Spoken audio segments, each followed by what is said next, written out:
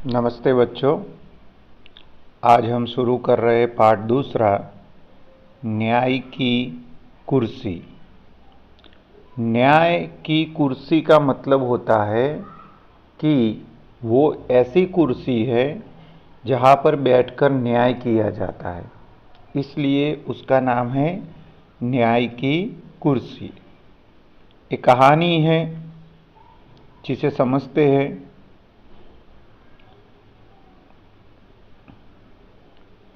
उज्जैन की प्राचीन और ऐतिहासिक नगरी के बाहर एक लंबा चौड़ा मैदान था।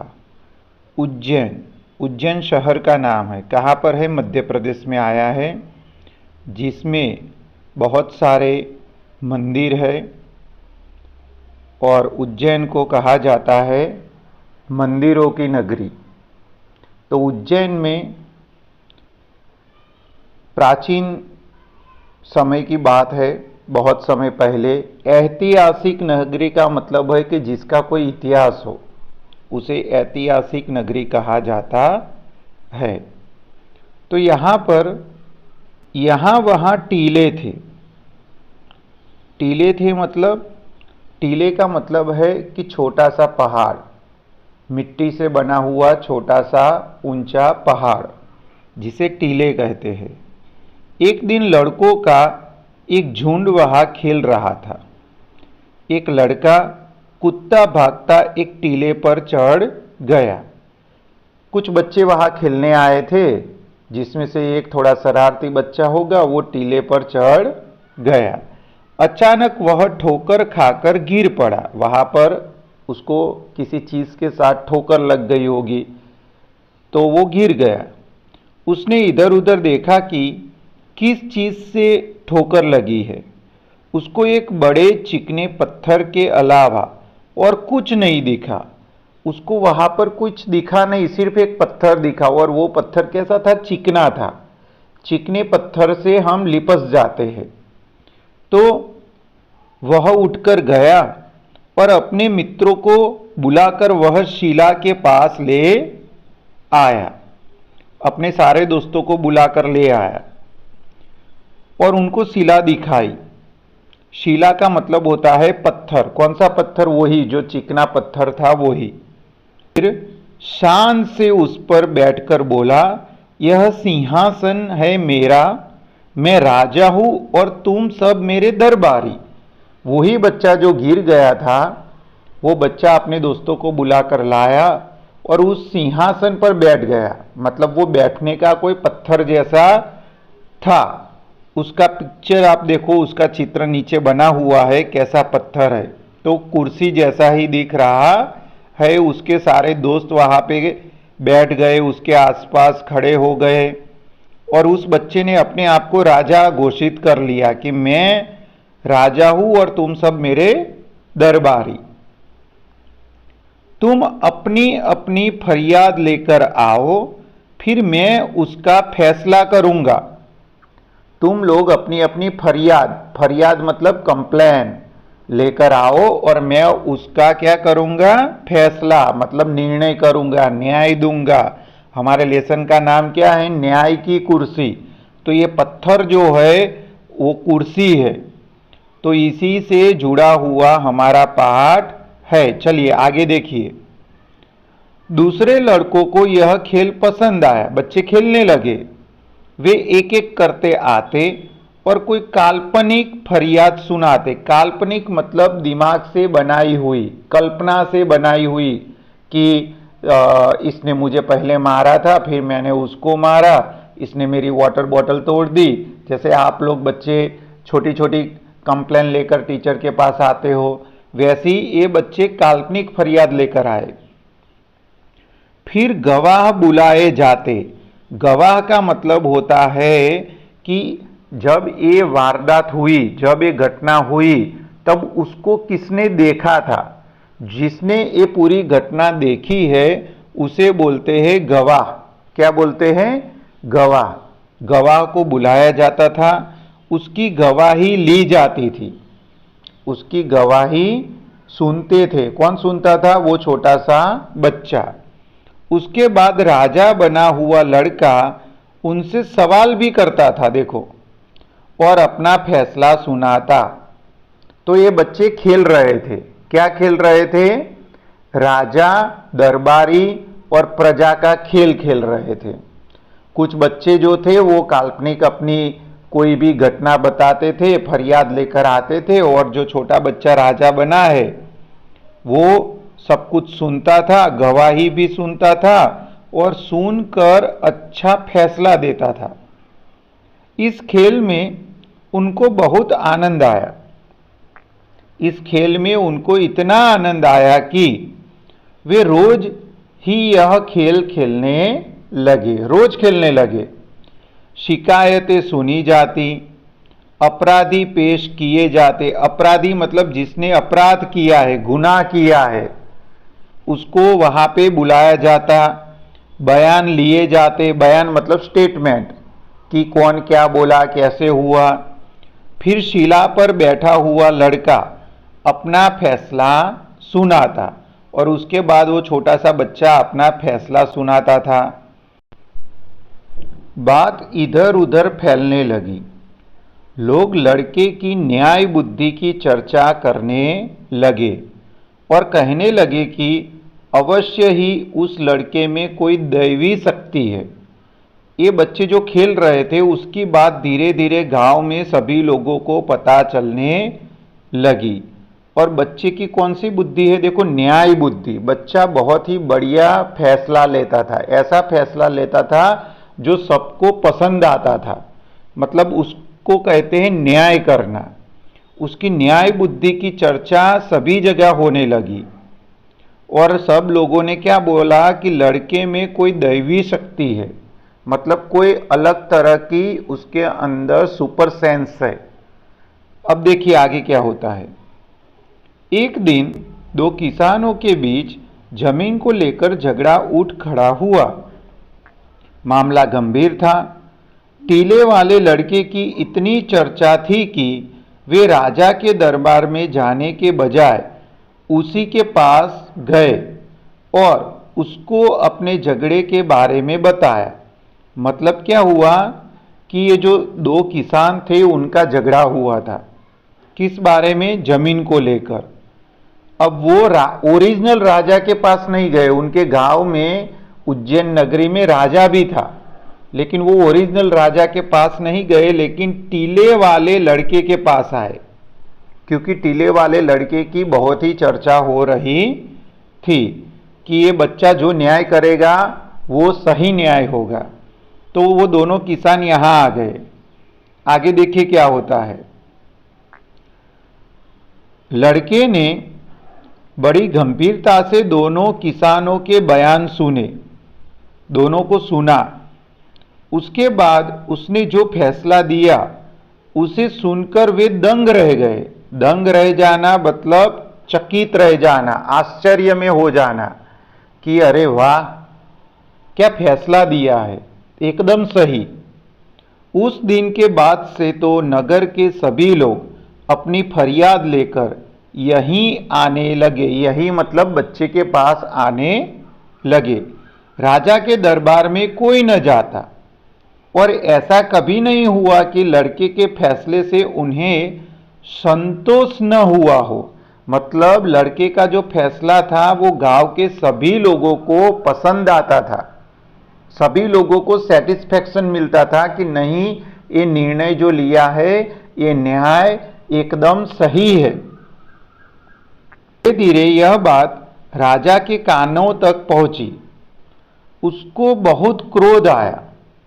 उसने गरज कर कहा, उस छोकरे की यह मजाल कि अपने को मुझसे अच्छा न्याय करता समझे। मैं इन किस्सों में विश्वास नहीं करता, मैं खुद जाकर देखूंगा।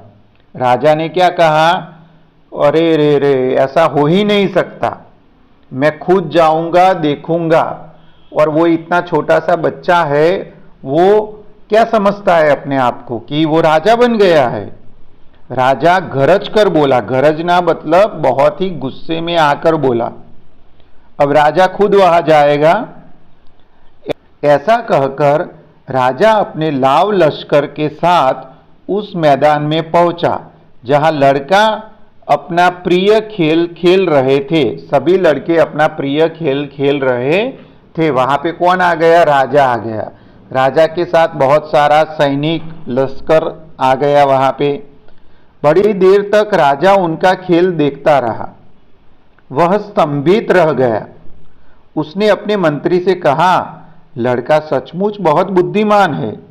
इतनी छोटी उम्र में इतनी बुद्धि का होना आश्चर्य की बात है। इसकी न्याय बुद्धि के आगे तो बड़े बड़ों को लोहा मानना पड़ेगा। लोहा मानना पड़ेगा मतलब उसकी बात का विश्वास करना पड़ेगा। बच्चा बहुत ही समझदार होशियार था, ऐसा राजा को लगा।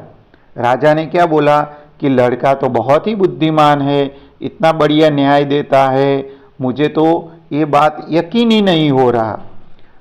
लेकिन बड़े बड़े लोगों को भी इसके सामने लोहा मानना पड़ेगा, मतलब इस बात को स्वीकारनी पड़ेगी। उसी समय किसी ने राजा को बताया, लेकिन महाराज यह तो रोज वाला लड़का नहीं है, वह बीमार हो गया है। इस कारण कोई नया ही लड़का टीले पर बैठा है। वो जो सिंहासन था, कुर्सी थी, उस पर बैठा हुआ लड़का दूसरा था। जो रोज बैठता था वो तो बीमार हो गया था, तो ये तो दूसरा बच्चा था, तो भी इतना बढ़िया न्याय दे रहा है। अब राजा को लगा कि दाल में कुछ काला है। राजा समझ गया, यह तो और भी आश्चर्य की बात है। हो न हो पत्थर की इस कुर्सी में ही कोई चमत्कार है। मैं इसकी जांच करूंगा। देखो राजा भी होशियार था, उसको समझ में आ गई बात कि भाई एक लड़का होशियार हो सकता है, समझदार हो सकता है, ये दूसरा लड़का बैठा तो भी इतना बढ़िया न्याय दे रहा है। इसका मतलब क्या हुआ कि जादू कहाँ पे है? कुर्सी में है। तो राजा ने सभी मंत्रियों को क्या बोला होगा कि चलो एक कुर्सी की क्या करते हैं, तपास शुरू करते हैं। राजा का इशारा पाते ही उस स्थान को खोदकर पत्थर को बाहर निकाला गया। राजा ने देखा कि वह पत्थर नहीं, बहुत ही सुंदर सिंहासन था। सिंहासन का मतलब होता है राजा का आसन, जिसे सिंहासन कहते हैं, जिस पर राजा ही बैठता है। उस जगह को खोदा, अंदर से निकाला तो क्या निकला? सिंहासन निकला। उस पर बहुत बारीक और खूबसूरत मूर्तियां खुदी हुई थी। उसके चारों पायों पर 4 देव दूतों की मूर्तियां बनी हुई थी। मतलब वो सिंहासन एकदम खूबसूरत था। उसके ऊपर छोटी छोटी बारीक बारीक मूर्तियां बनी हुई थी। छोटा छोटा काम हुआ था, जिसे नक्काशी का काम हम कहते हैं। उसके चारों पायों पर 4 देवी मूर्तियां थी। चारों ओर खबर फैल गई। बात ही बात में वहां अच्छी खासी भीड़ जमा हो गई। गांव वाले सभी लोग यहां पर आ गए। विद्वान पंडितों ने बताया कि वह कोई ऐसा वैसा सिंहासन नहीं था। सदियों पुराना राजा विक्रमादित्य का सिंहासन था। राजा विक्रमादित्य अपने न्याय और विवेक के लिए बहुत प्रसिद्ध थे। तो ये जो सिंहासन है वो किस राजा का था? राजा विक्रमादित्य।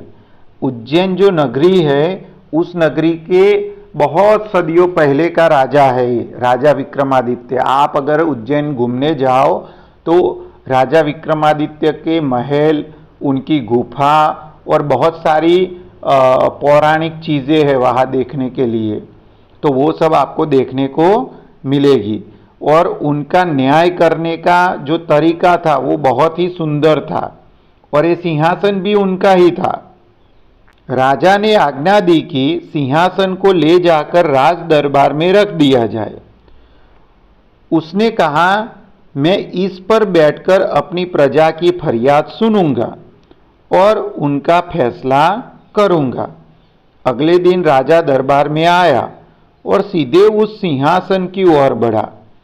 वह उस पर बैठने ही वाला था कि किसी की आवाज सुनाई दी, ठहरो।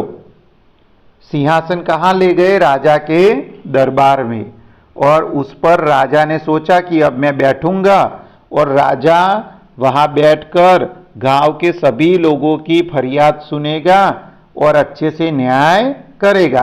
राजा ने अच्छा ही सोचा था, लेकिन राजा जैसे बैठने गया तुरंत आवाज आई कि ठहरो। राजा ने रुककर चारों ओर देखा, कोई नजर नहीं आया। वह फिर सिंहासन की ओर बढ़ा, फिर इसी प्रकार आवाज आई, ठहरो। इस बार राजा ने आश्चर्य से देखा कि सिंहासन के एक पाए पर बनी मूर्ति बोल रही है। कौन बोल रहा था? तो सिंहासन के जो 4 पाए थे उसमें से एक पाए के ऊपर जो मूर्ति थी वो मूर्ति बोल रही थी कि ठहरो ठहरो। मूर्ति ने कहा, क्या तुम इस सिंहासन पर बैठने योग्य हो? क्या तुम्हें पूरा विश्वास है कि तुमने कभी चोरी नहीं की है? मूर्ति ने कहा कि राजा जी आपको बैठना है, लेकिन रुको, पहले ये बताओ कि आप इसके लायक हो या नहीं हो।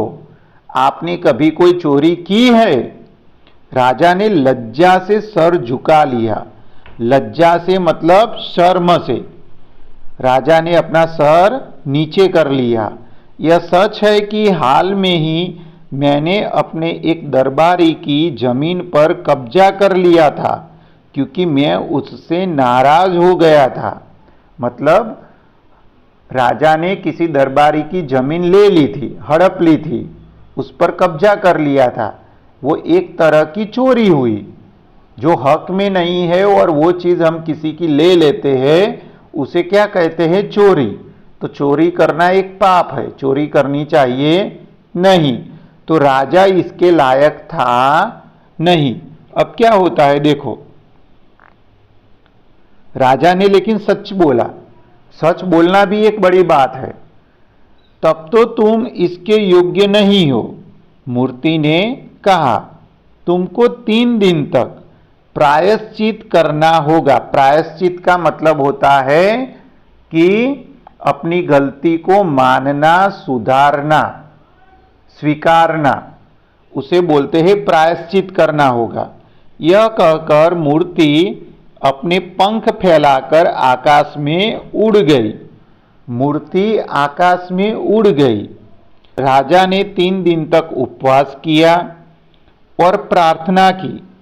चौथे दिन वह फिर दरबार में आया। ज्यों ही सिंहासन पर बैठने लगा, दूसरी मूर्ति ने कहा, ठहरो। अब एक मूर्ति तो बंद हो गई, लेकिन दूसरी मूर्ति बोली, ठहरो। तुम विश्वास के साथ कह सकते हो कि तुमने कभी झूठ नहीं बोला। पहली मूर्ति ने क्या पूछा था? चोरी के बारे में। दूसरी मूर्ति क्या पूछ रही है कि तुमने कभी झूठ बोला है? तो राजा शक पकाया। झूठ तो उसने किसी न किसी मुसीबत से बचने के लिए कई बार बोला था। राजा पीछे हट गया। दूसरी मूर्ति भी पंख फैलाकर आकाश में उड़ गई। राजा ने सच बात बताई कि हाँ भाई, मैंने कभी कभार झूठ बोला है।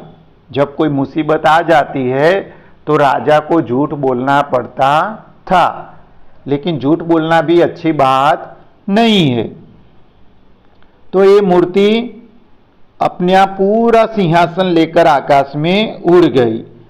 अब राजा ने क्या किया? राजा ने 3 दिन तक फिर उपवास किया और पूजा पाठ किया। तीसरी बार वह फिर सिंहासन पर बैठने के लिए आगे बढ़ा, हिचकिचाते हुए। अब राजा को डर था कि 2 मूर्ति ने तो मुझे पूछा। अब वो हिचकिचा रहा था कि आज तीसरी मूर्ति भी कुछ ना कुछ मुझे पूछने वाली है। हिचकिचाते हुए वह आगे बढ़ा।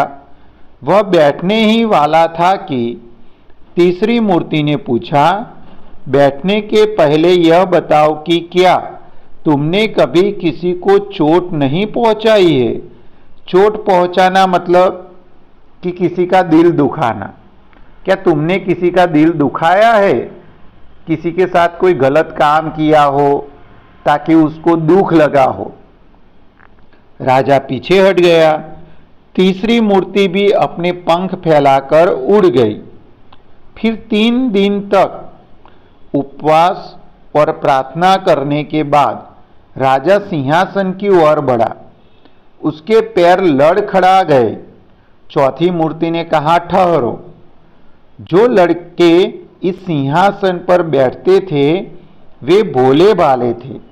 उनके मन में कलुष नहीं था। कलुष मतलब कोई पाप नहीं था, क्लेश नहीं था, कोई बदले की भावना नहीं थी। वो बहुत निर्दोष थे, सीधे साधे थे। अगर तुमको विश्वास है कि तुम इस योग्य हो तो इस सिंहासन पर बैठ सकते हो। चौथी मूर्ति ने बहुत ही बड़ा सवाल कर दिया। जब बच्चे छोटे होते हैं ना तो भोले भाले होते हैं, फिर धीरे धीरे हम बड़े होते हैं तो हमें बहुत सारी चीज़ों का ज्ञान बढ़ जाता है, पता चल जाता है। तो हमारे अंदर अलग अलग तरह के गुण, जिसे बोलते हैं ना कि बातों बातों में झूठ बोलना, किसी का बदला लेना, उसने ऐसा किया तो मैं ऐसा करूँगा, ये सारी बातें बड़े लोगों में आती है, छोटे बच्चों में आती नहीं है। तो राजा के अंदर तो ये सारी बातें थी। और चौथी मूर्ति ने कहा कि अगर तुम्हारे अंदर ये सारी बातें है तो तुम बैठ सकते नहीं हो। राजा बड़ी देर तक सोचता रहा। फिर उसने मन ही मन कहा, अगर एक लड़का इस पर बैठ सकता है तो भला मैं क्यों नहीं बैठ सकता हूं। मैं राजा हूं, मुझसे ज्यादा धनवान, बलवान और बुद्धिमान भला और कौन होगा। मैं अवश्य इस सिंहासन पर बैठने योग्य हूं। ऐसा राजा खुद बोला कि छोटा सा बच्चा बैठ सकता है, मैं क्यों नहीं बैठूंगा, मैं तो राजा हूं, इतना धनवान हूं, मेरे पास तो अनुभव भी है, मैं तो पहले भी न्याय करता था, अब और अच्छे से न्याय करूंगा, मेरे पास तो बुद्धि भी ज्यादा है। ऐसा सब सोचकर राजा सिंहासन पर बैठने जाता है। चित्र को देखिए, सिंहासन आकाश में उड़ रहा है, राजा खड़ा है। यह कहकर राजा सिंहासन की ओर दृढ़ कदमों से बढ़ा। दृढ़ कदमों से बढ़ना मतलब मक्कमता से बढ़ना, निर्णय लेकर आगे बढ़ा वो। लेकिन उसी समय चौथी मूर्ति पंख फैलाकर सिंहासन समेत आकाश में उड़ गई।